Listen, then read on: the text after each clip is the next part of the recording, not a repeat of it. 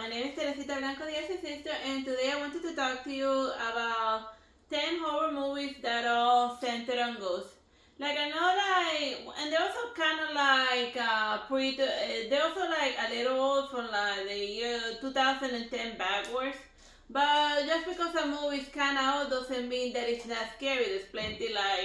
There's plenty of old movies like the original Alien that only used practical effects that was very successful at scaring people, scaring people a lot. So yeah. Now the first one that I wanted to talk to you about is 13 Ghosts. So yeah, it's like a weird twist. Like the thing I like about the movie is not so much like the ghost special, like the ghost and the scary stuff, but like the so-called haunted mansion, because like a family moves in there since they're poor. They move into a house that one of their rich uncles left them, and then like the house on the basement is full of like stuff. And the walls are made of glass, and they had like weird scripts. It's like a very nice look. They made a really good set for these haunted house movies. Like, yeah, it's my favorite haunted house movie set. Like, seriously, it was very creative. You should just watch it just to see like the amazing set. Plus, it's so practical, by the way. Yeah. And the next spooky ghost story is the Dark Water. From the Outer of the Ring. So you can tell, so you know that it's scary and whatnot. Like that one has a, like the title said, that one is a lot of haunted stuff, but related with water, and like a terrible apartment with like a weird leaky roof that is haunted for weird reasons. Like it's just a weird movie. And it, and it's one of those with like, well, I'm not gonna spoil the ending, but yeah, like watch out for that water. But yeah, like it was just very weird. It was just a very weird, unnerving movie. But it doesn't rely on like too much jump scare. It's more atmospheric. Yeah, and it is a legit ghost story because everything's happening because of a dead person. And then we have Mama. Like I guess like if you're not familiar with this movie, you're probably familiar with the scary movie parody of the movie Mama. Yeah, go watch most of the scary movie. They're mixed quality. Some are more. If you don't rely on ghosts and humor, then they're watchable. But yeah.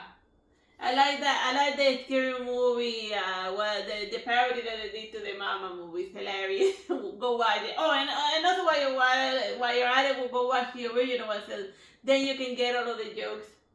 That's like some children that were raised by a spooky ghost in the woods, and then they get picked up by their sir, but then they're found, and then when they're taken back to civilization, then the ghost follows them there.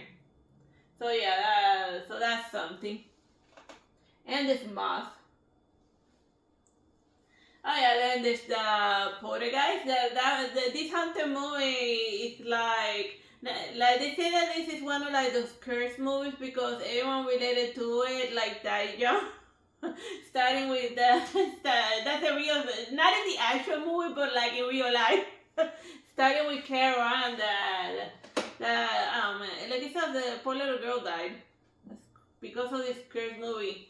And also, like I think part of the reason, I think like that they were haunted for real, like the entire cast, because since they did a scene where the woman had to like swim in like an empty pool in a muddy pool for like corpses and stuff and skeletons, and since like prop skeletons were expensive, they just went into a legit cemetery and brought out real corpses, real rotting corpses from the thing. So those skeletons, all of the skeletons that you see here are legit dead humans.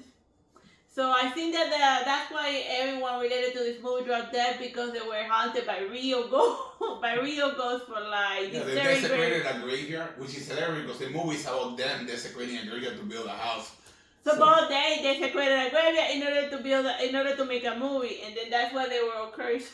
Leave graveyards alone. No, but then again, the alternative you'd be like, well, there's not a place where there's not a place anywhere in the world where a human didn't drop dead. So technically, everywhere is a graveyard, except Antarctica. But penguins are also known to haunt the ground. Penguin graveyard. Whatever. Penguin poltergeist. Penguin poltergeist. Or what will happen if the penguin dies and then he goes to hunt Batman and goes for penguin poltergeist.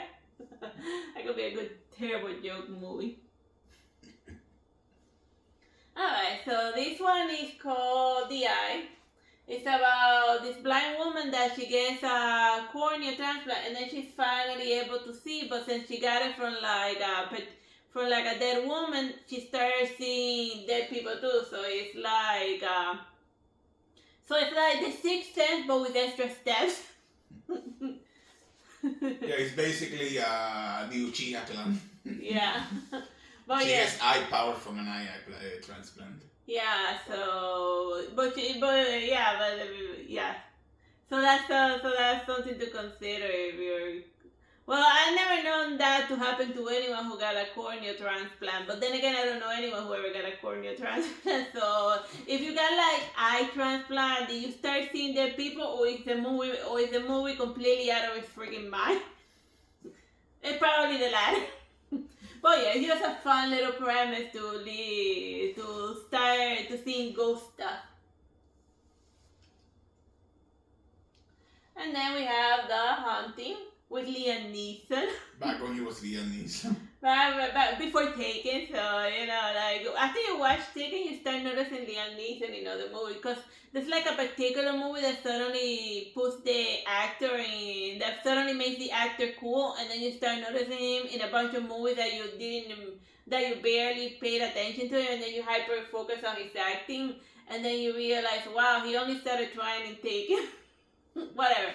Well, he did an okay job in The Haunting. Yeah. So yeah, the dumb humans go to a haunted house, and then hilarity ensues. Well, it's a horror movie, so it's not that hilarious, but then again, since a lot of time has passed, like it was scary back in its day, but now not so much, cause that's how certain horror movies age, not well. But either way, you're still gonna find it amusing. It has a fun plot, and it has Liam Neeson. What's not to love? Yeah, we have the others. I have spoken about this before, and I will mention it again. A house suddenly is getting haunted by ghosts, but there's a twist ending about who the real ghosts are in the house, and who isn't, and who's alive and who's dead. So yeah, it gets you to think. It's like the spookier Beetlejuice one. They should definitely do a Beetlejuice one, but like, I'm not gonna say that name again. But given it like an others twist, Whose name you're not gonna say? Yeah. Yeah. Moving along. Gotta be careful. The Shining is technically it's a ghost story, because you start seeing all of the dead people, like because of like their shiny sixth sense and all that, and that they and this is further hammered in the Doctor Sleep, which you should also watch, But I didn't want to put The Shining and Doctor Sleep as two separate movies. Just watch them back to back, cause why not, It'll be amusing. And then, so just people getting haunted by spooks who want to return to the world of the living by absorbing the life force of, like, people that have, like, a lot of mental telepathy type of thing by possessing them and whatnot. Oh, and you should also watch the Shining version or the TV version as well. Because each of them have their own separate beast, And plus, Stephen King says that, like, Stanley Kubrick read his book and then threw it out the window. Kind of glad he did. I like what he did with that movie. Yeah, but I also like the TV version. You could almost interpret it as two different people that went into the Overlook Hotel, because both of them end differently. So you could say that one of them is the first caretaker and then the second one. They could even do a prequel of the first caretaker, the one that murders his twin daughters. Like, I would go as far as to say that Doctor Sleep is a sequel to the TV version, not the Stanley Kubrick version. Yeah. So watch this one. You gotta watch 3 movies. Watch The Shining, watch the TV version of The Shining, and then watch Doctor Sleep, and then yeah. So technically, it's 3 movies in one thing. Whatever. It's fun if you like spooky ghost stuff. And then of course the Sixth Sense. So we already talked about the Sixth Sense in the eye. I see dead people and all that stuff. It kind of spoils it in the end, because like Danny's like looking at this guy, and he says from the very beginning, "I see dead people." Whatever. Oh man, I just spoiled the ending. Moving along. If you haven't watch it, it's fun. That was back when M. Night Shyamalan used to try. That one's Harry Potter fights a Dementor. Yeah, the Woman in Black. That's like his first. I think that's like his first movie when he's not being Harry Potter. Well, he kind of is. He's fighting a Dementor in this. And he rides a train. Yeah. Like I remember when this movie came out, like all of the memes that they were doing with like Hermione telling like Harry, Harry, use your walk. When the crazy Dementor, she shows up behind him. Like I said, the Woman in Black is mostly not so much a spooky ghost per se, but a physical manifestation of parental neglect, because the moment that they turn their back on their kids, accidents happen. Cause like the first one, they left the little girls playing like alone in the attic, and then they jump out of freaking window. Why did they do that? Well, they blame the Woman in Black, but why did they do that? Because kids be stupid. And like the moment you turn your back on little kids, a crazy accident happens, and you don't even know how or why it happened or why they even did it. So why are you doing this? I wanted to see if I could land. Anyone who's being like a parent or has taken care of a little kid knows about those crazy accidents and the reasoning behind them taking such stupid risks. It makes no sense. It's easy to blame it on a spooky ghost woman, but yeah. Now I'm over-analyzing the Woman in Black. But that's what I think the movie's really about parental neglect. Because this guy's like so deep in his depression that he's not taking care of like the kid. And plus, it's not as if he can do anything about his like depression and whatnot, because he lives in the 1800s. The only cure for depression back then was to get drowned or something, because mental health didn't exist back then. They would just throw you in a madhouse away where you couldn't like be a bother to anyone. The point is that it's a good thing that therapy exists. That therapy exists, and if you're like feeling terrible but you still have to look after a kid, like take at least like a breather to like talk to a therapist a little bit, or just a friend or something in order to unwind, because like you need to take care of yourself in order to have the mental clarity to notice that your kid in order to take care of your brat. Alright, moving on. I over talked in the Woman in Black. I think that was the last one.